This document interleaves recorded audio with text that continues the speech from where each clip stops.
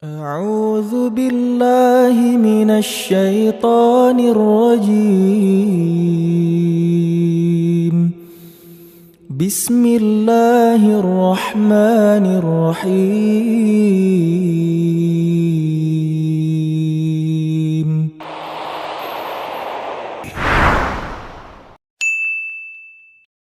الرحمن علم القرآن خلق الإنسان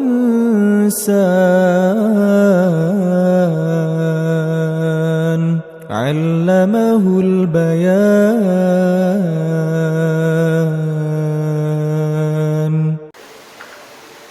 السلام عليكم ورحمة الله وبركاته.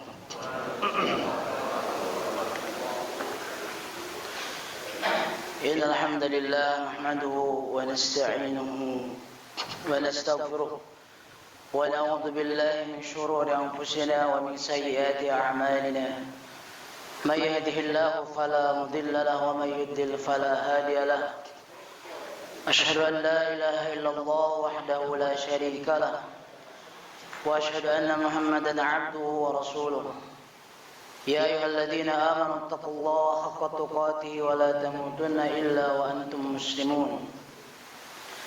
يا أيها الناس اتقوا ربكم الذي خلقكم من نفس واحدة وخلق منها زوجها وبث منهما رجالا كثيرا ونساء. واتقوا الله الذي تساءلون به والأرحام إن الله كان عليكم رقيبا. يا أيها الذين آمنوا اتقوا الله وقولوا قولا سديدا يصلح لكم أعمالكم ويغفر لكم ذنوبكم ومن يطع الله ورسوله فقد فاز فوزا عظيما. أما بعد فإن أصدق الحديث كتاب الله وخير الهدي هدي محمد صلى الله عليه وسلم وشر الأمور محدثاتها وكل محدثة بدعة وكل بدعة ضلالة وكل ضلالة في النار.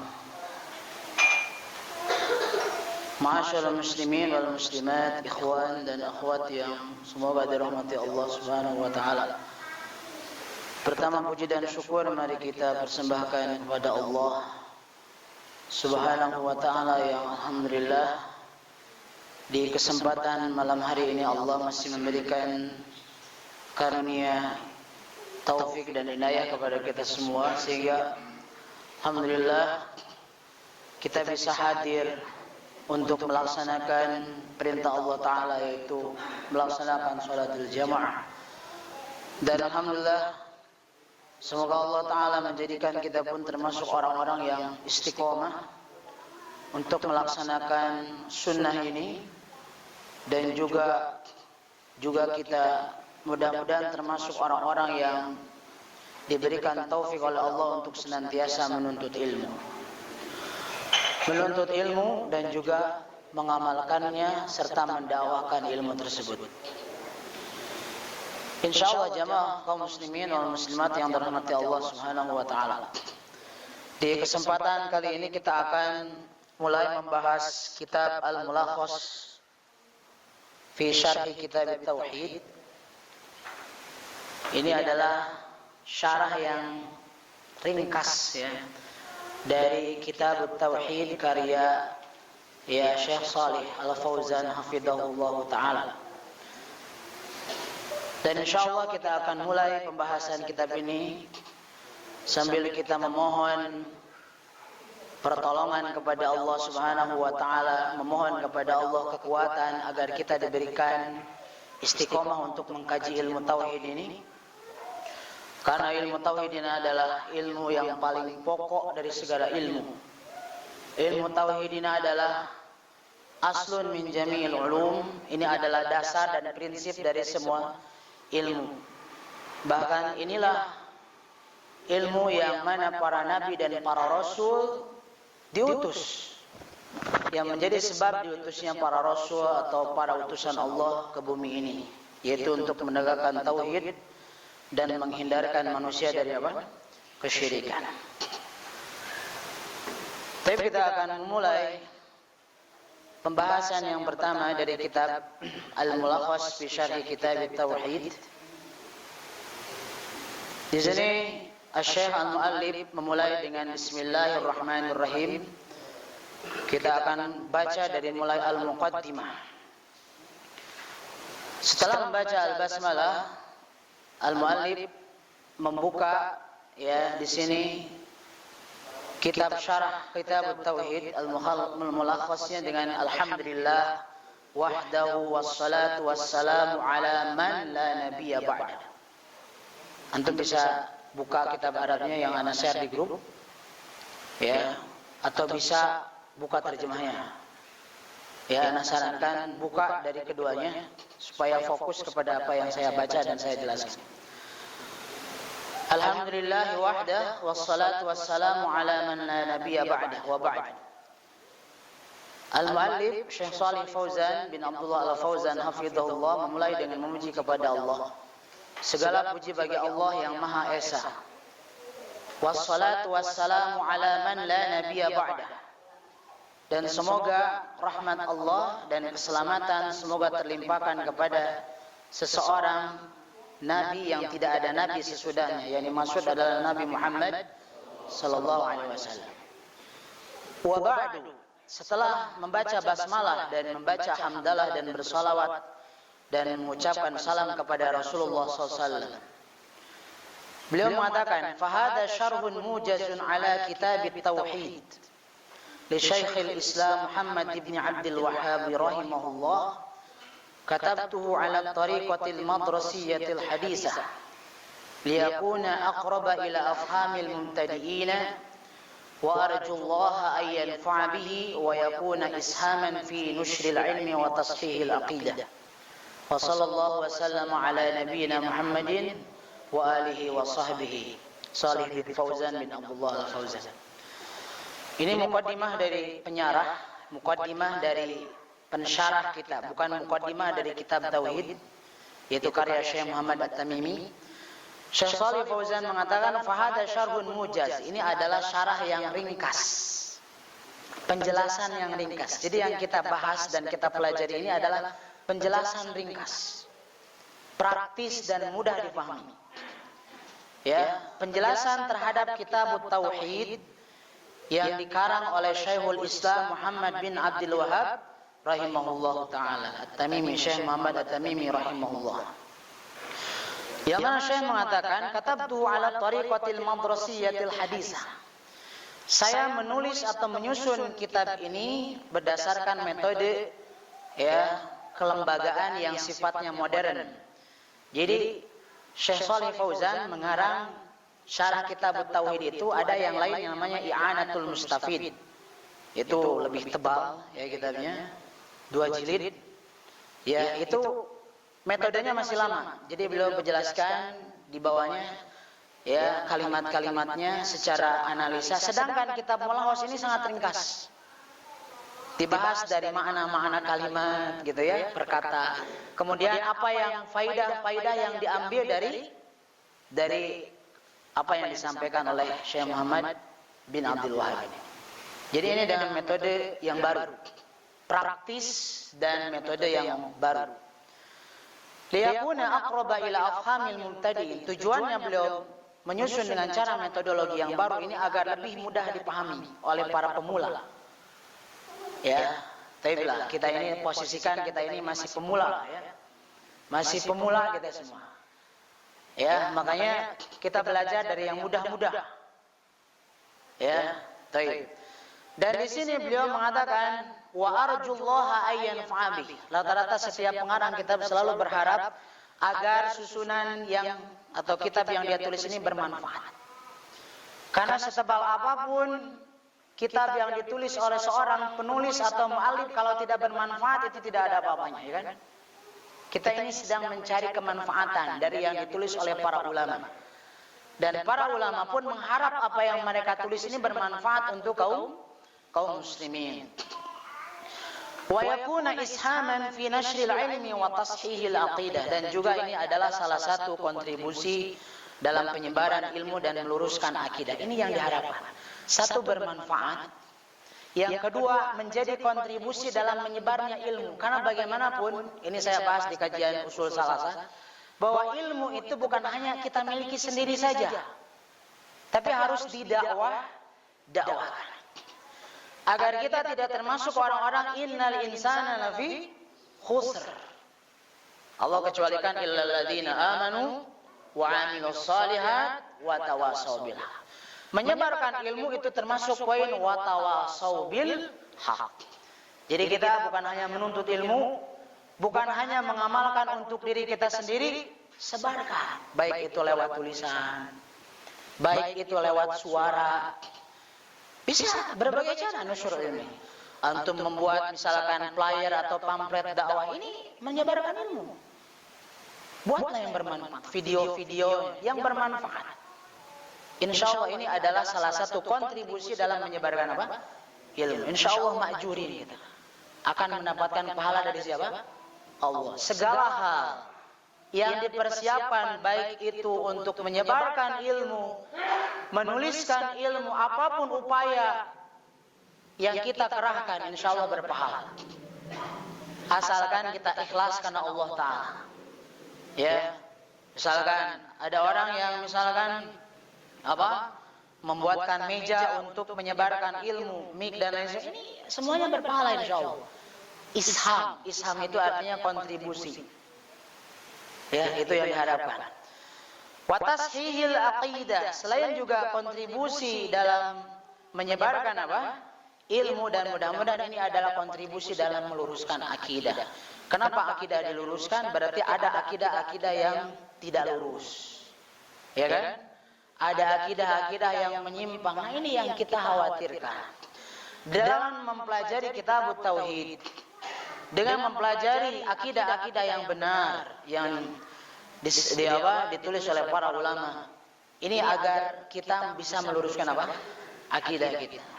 Wassallallahu wasallam ala nabiyina Muhammadin wa alihi wasahbihi. Taib, lalu beliau menutup mukaddimahnya kembali dengan membaca salawat dan salam kepada Nabi sallallahu alaihi wasallam dan juga kepada keluarganya dan kepada sahabatnya. Taib, kita akan lanjut sekarang ke bagian berikutnya, nubdah mujaza'an hayatil muallif. Kita fokus saja ke kitab ini. Ini sekilas tentang, sepintas tentang kehidupan pengarang kitab. Yang dimaksud pengarang di sini adalah bukan Syekh Shalih Fauzan. Biografi singkat dari Syekh Muhammad bin Abdul Wahab Tamimi rahimahullah. Baik. Di sini disebutkan secara ringkas nasabuhu, dari sisi nasabnya di sini disebutkan wa Syekh Muhammad ibnu Abdul Wahab bin Sulaiman bin Ali min ali musyrib min qabilah Bani Tamim al-masyhura wa imam ad-da'wati salafiyah fi Najd wa ghairiha.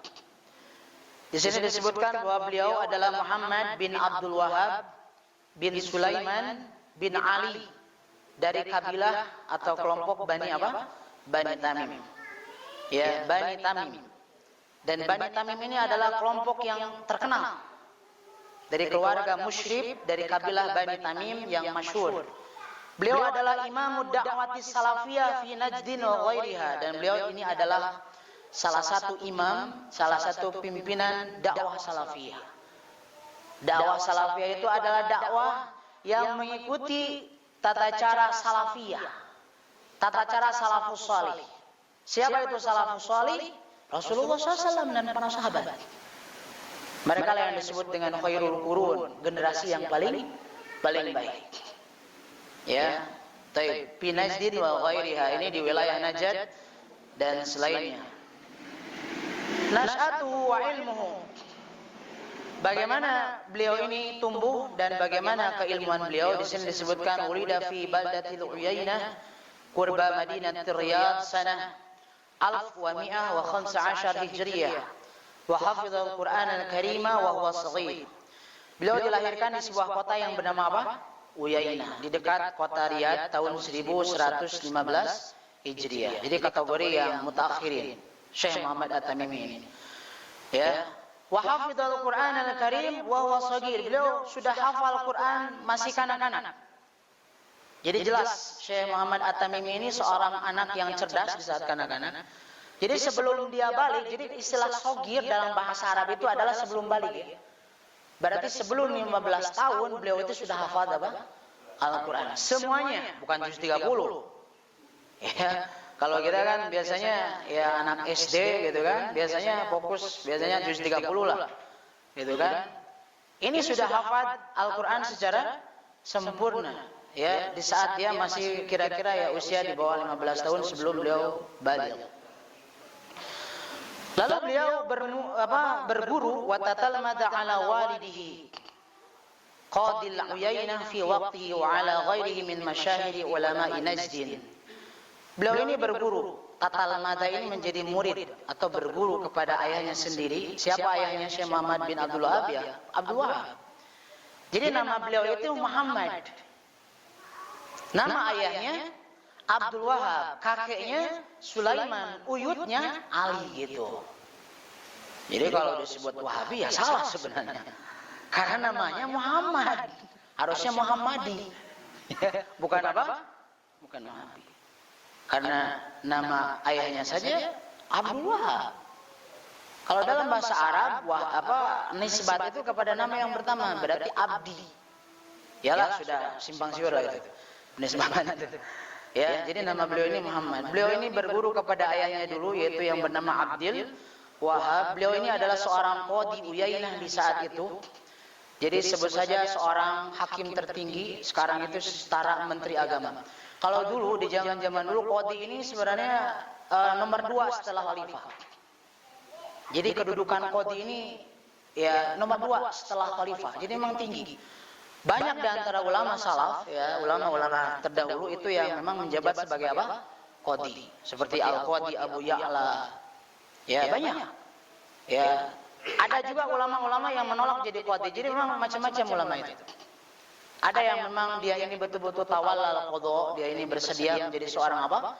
Qadhi. Hanya saja menjadi qadhi ini bukan hal yang mudah, ikhwan. Ya, kita ini memutuskan perkara di antara dua orang yang mutanazi'ain, yang berselisih. Coba bayangkan.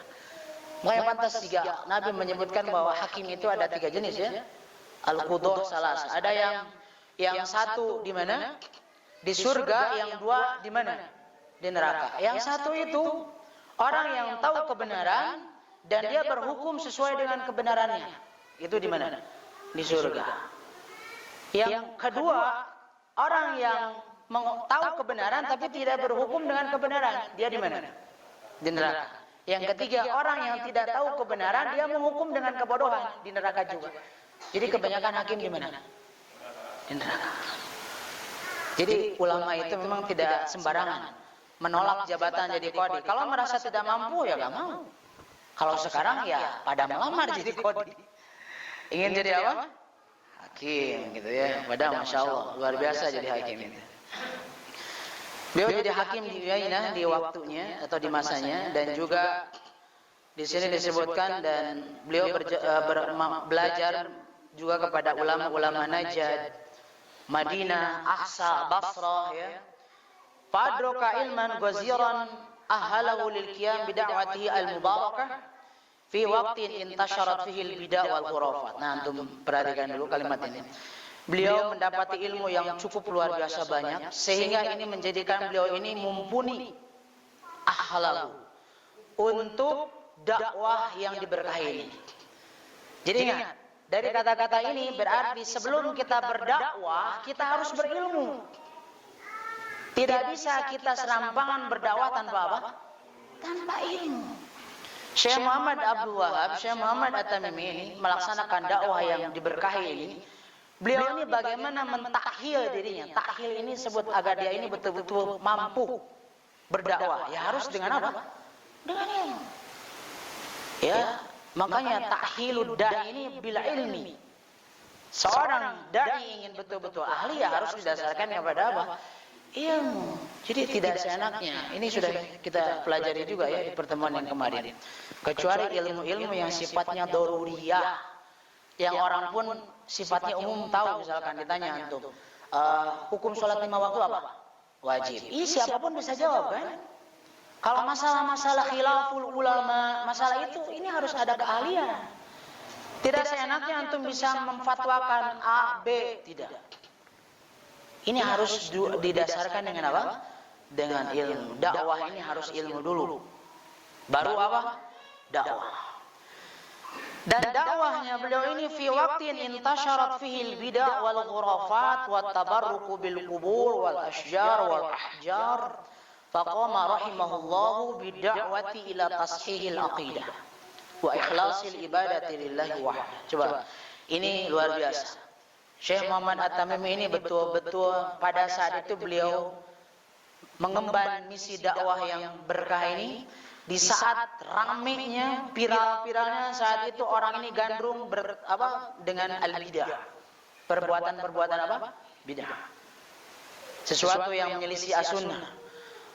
Gemar juga dengan hurufat-hurufat.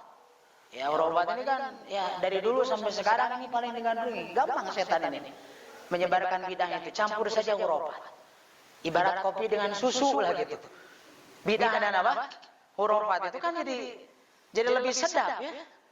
Ya, orang ini lebih gemar kalau ada khurafat ditambah apa? Bid'ah. Ini betul-betul berlapis. Ya. Wa tabarruk bil kubur. Banyak orang gandrung mengambil berkah dengan apa? Kubur. Ada urusan misalkan banyak hutang datang ke kubur, ya sohibal kubur, syekh fulan, tolong. Nah begitu. Ya. Dan mengambil berkah dari pohon-pohon yang dikeramatkan, termasuk juga batu-batu dan lain sebagainya, arca-arca. Dah, disinilah Syekh rahimahullah mengemban dakwah untuk meluruskan akidah. Berarti memang pertentangan yang sangat besar ya. Di saat orang sedang gandrung dengan apa?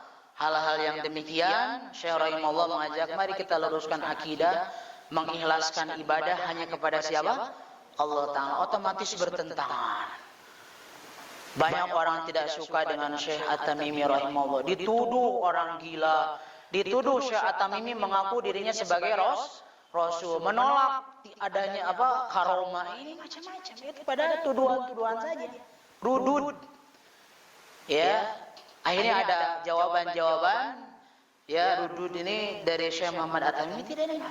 Katanya Syekh Muhammad At-Tamimi mengharamkan baca sholawat. Siapa yang mengharamkan sholawat? Mengharamkan ziarah kubur. Ini kan baca saya satu kitab karya Syekh Salim bin Aid Al-Hilali tentang tuduhan-tuduhan kepada siapa? Syekh Muhammad At-Tamimi. Dan jawaban-jawabannya beliau tidak benar semuanya. Ini terbukti bagaimana dakwah beliau, cara beliau berdakwah. Ini meluruskan akidah. Ya kan?